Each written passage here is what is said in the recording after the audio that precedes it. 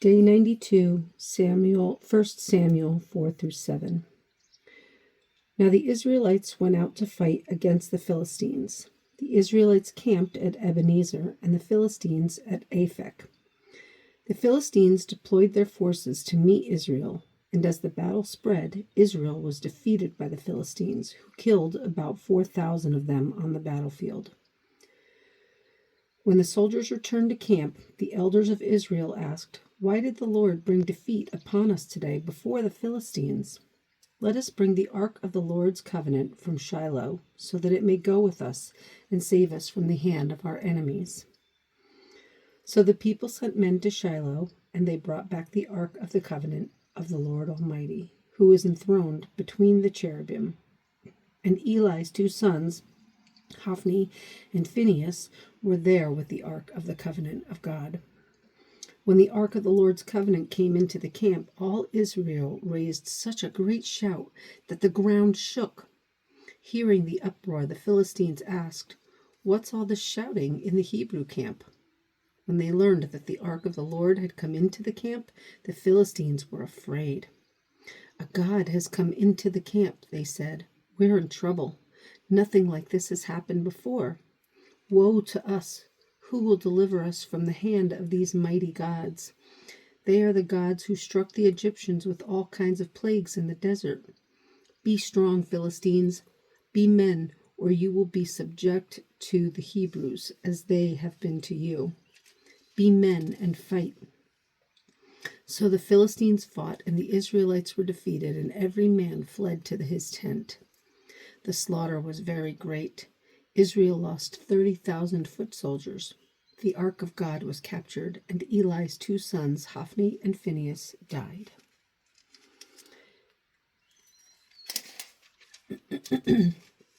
That same day, a Benjamite ran from the battle line and went to Shiloh, his clothes torn and dust on his head. When he arrived, there was Eli, sitting on his chair by the side of the road, watching, because his heart feared for the ark of God. When the man entered the town and told what had happened, the whole town sent up a cry. Eli heard the outcry and asked, "What is the meaning of this uproar?" The man hurried over to Eli, who was 98 years old, and whose eyes were set so that he could not see. He told Eli, "I have just come from the battle line. I fled from it this very day." Eli asked, "What happened, my son?" The man who brought the news replied, "Israel fled before the Philistines, and the army has suffered heavy losses. Also, your 2 sons, Hophni and Phinehas, are dead, and the ark of God has been captured." When he mentioned the ark of God, Eli fell backward off his chair by the side of the gate. His neck was broken, and he died, for he was an old man and heavy. He had led Israel 40 years. His daughter-in-law, the wife of Phinehas, was pregnant and near the time of delivery. When she heard the news that the ark of God had been captured and that her father-in-law and her husband were dead, she went into labor and gave birth, but was overcome by her labor pains. As she was dying, the women attending her said, "Don't despair, you have given birth to a son." But she did not respond or pay any attention. She named the boy Ichabod, saying, "The glory has departed from Israel." Because of the capture of the ark of God and the deaths of her father-in-law and her husband, she said, "The glory has departed from Israel, for the ark of God has been captured." 1 Samuel 5. After the Philistines had captured the ark of God, they took it from Ebenezer to Ashdod. Then they carried the ark into Dagon's temple and set it beside Dagon. When the people of Ashdod rose early the next day, there was Dagon fallen on his face on the ground before the ark of the Lord. They took Dagon and put him back in his place. But the following morning, when they rose, there was Dagon fallen on his face on the ground before the ark of the Lord. His head and hands had been broken off and were lying on the threshold. Only his body remained. That is why to this day neither the priests of Dagon nor any others who enter Dagon's temple at Ashdod step on the threshold. The Lord's hand was heavy upon the people of Ashdod and its vicinity. He brought devastation upon them and afflicted them with tumors. When the men of Ashdod saw what was happening, they said, "The ark of the God of Israel must not stay here with us, because his hand is heavy upon us and upon Dagon, our God." So they called together all the rulers of the Philistines and asked them, "What shall we do with the ark of the God of Israel?" They answered, "Have the ark of the God of Israel moved to Gath." So they moved the ark of God of Israel. But after they had moved it, the Lord's hand was against that city, throwing it into a great panic. He afflicted the people of the city, both young and old, with an outbreak of tumors. So they sent the ark of God to Ekron. As the ark of God was entering Ekron, the people of Ekron cried out, "They have brought the ark of God of Israel around to kill us and our people." So they called together all the rulers of the Philistines and said, "Send the ark of the God of Israel away. Let it go back to its own place, or it will kill us and our people." For death had filled the city with panic. God's hand was very heavy upon it. Those who did not die were afflicted with tumors, and the outcry of the city went up to heaven. 1 Samuel 6. When the ark of the Lord had been in Philistine territory 7 months, the Philistines called for the priests and the diviners and said, "What shall we do with the ark of the Lord? Tell us how we should send it back to its place." They answered, "If you return the ark of the God of Israel, do not send it away empty, but by all means send a guilt offering to him. Then you will be healed, and you will know why his hand has not been lifted from you."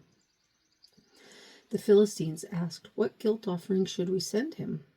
They replied, 5 gold tumors and 5 gold rats, according to the number of the Philistine rulers, because the same plague has struck both you and your rulers, the Philistine rulers. The same plague has struck both you and your rulers. Make models of the tumors and of the rats that are destroying the country, and pay honor to Israel's God. Perhaps he will lift his hand from you and your gods and your land. Why do you harden your hearts as the Egyptians and Pharaoh did? When he treated them harshly, did they not send the Israelites out so they could go on their way? Now then, get a new cart ready with 2 cows, and have calved and have never been yoked. Hitch the cows to the cart, but take their calves away and pen them up. Take the ark of the Lord and put it on the cart, and in a chest beside it put the gold objects you are sending back to him as a guilt offering. Send it on its way, but keep watching it. If it goes up to its own territory toward Beth Shemesh, then the Lord has brought this great disaster on us. But if it does not, then we will know that it was not his hand that struck us, and that it happened to us by chance. So they did this. They took 2 such cows and hitched them to the cart and penned up their calves. They placed the ark of the Lord on the cart, and along with it the chest containing the gold rats and the models of the tumors. Then the cows went straight up toward Beth Shemesh, keeping on the road and lowing all the way. They did not turn to the right or to the left. The rulers of the Philistines followed them as far as the border of Beth Shemesh. Now the people of Beth Shemesh were harvesting their wheat in the valley, and when they looked up and saw the ark, they rejoiced at the sight. The cart came to the field of Joshua of Beth Shemesh, and there it stopped beside a large rock. The people chopped up the wood of the cart and sacrificed the cows as a burnt offering to the Lord. The Levites took down the ark of the Lord together with the chest containing the gold objects and placed them on a large rock. On that day the people of Beth Shemesh offered burnt offerings and made sacrifices to the Lord. The 5 rulers of the Philistines saw all this and then returned that same day to Ekron.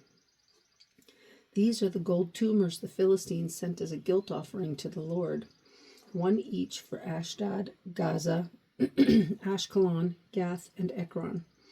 And the number of the gold rats was according to the number of Philistine towns belonging to the 5 rulers, the fortified towns with their country villages. The large rock on which they set the ark of the Lord is a witness to this day in the field of Joshua of Beth Shemesh. But God struck down some of the men of Beth Shemesh, putting 70 of them to death because they had looked into the ark of the Lord.